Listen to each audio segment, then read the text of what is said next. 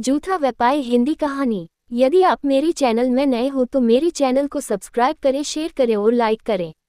धन्यवाद। पुराने समय की ये कहानी है, राजा महाराजा के समय की।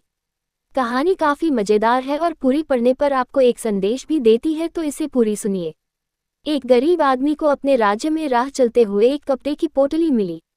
पोटली को खोल के देखने पर उसमें 50 सोने के सिक्के थे, साथ में एक चिट्ठी थी जिसमें लिखा था, अगर ये पोटली किसी कारणवश खो जाती है और जिस भी व्यक्ति को मिले वो इसे लौटा दे तो प्रामाणिकता के इनाम स्वरूप उसे 10 सोने के सिक्के दिए जाएंगे। साथ में उस चिट्ठी पर उस व्यापारी का नाम लिखा था जिसके ये सिक्के और चिट्ठी थी।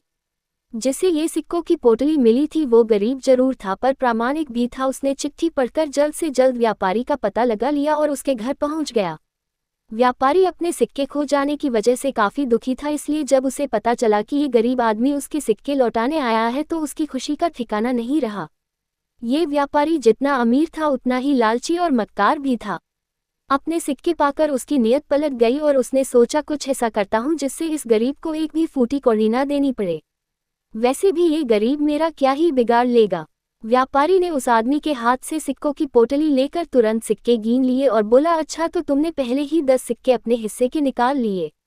कोई बात नहीं, वैसे भी मैं तुम्हें देने ही वाला था, अच्छा हुआ तुमने खुद ही ले लिया, अच्छा तो अब तुम जाओ। बेचारा गरीब ये सुनकर हक्का-बक्का रह गया। उसने व्यापारी को काफ़ी समझाने की कोशिश की कि उसने पोटली से एक भी सिक्का नहीं निकाला है, पर व्यापारी कहाँ मानने वाला था। दोनों में जोरदार बहस हो गई और बात इतनी बढ़ गई कि राजा तक जा पहुंची। राजा ने अपने सिपाहियों को हुक्म देकर दोनों को अपने दरबार में बुलवाया और दोनों से बारी बारी से झगड़े की वजह पूछी। गरीब आदमी ने पूरी सच्चाई के साथ अपनी बात रखी। वही व्यापारी ने कहा, महाराज ये सच है कि मैंने चिट्ठी में 10 सिक्के देने की बात लिखी थी, इस पोटली में पहले 60 सिक्के थे और जब ये मुझे वापस लौटाई गई तब इसमें केवल 50 ही सिक्के हैं। मतलब यही हुआ ना कि इस व्यक्ति ने पहले ही अपने हिस्से के सिक्के ले लिए हैं। राजा समझदार था, उसे व्यापारी की लालच और युक्ति परखने में ज्यादा समय नहीं लगा, इसलिए रहने न्याय करने का फैसला लिया, वो भी युक्ति से।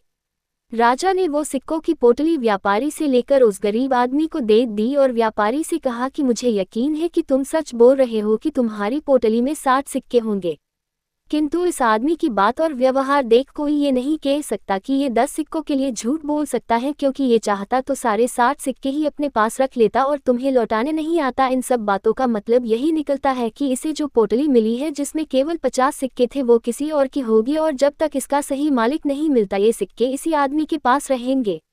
राजा का ऐसा फैसला सुन व्यापारी के पैरों तले जमीन खिसक गई। उसने राजा से कहा, फिर मेरे सिक्कों का क्या? राजा ने कहा, तुम इंतजार करो, जब किसी ईमानदार व्यक्ति को तुम्हारी पोटली मिल जाएगी वो तुम्हें दे दी जाएगी।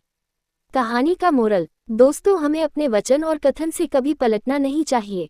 जो लोग अपने वचन और कथन की इज्जत नहीं करते समाज में कोई भी उनकी इज्जत नहीं करता। पूरी कहानी सुनने के लिए धन्यवाद।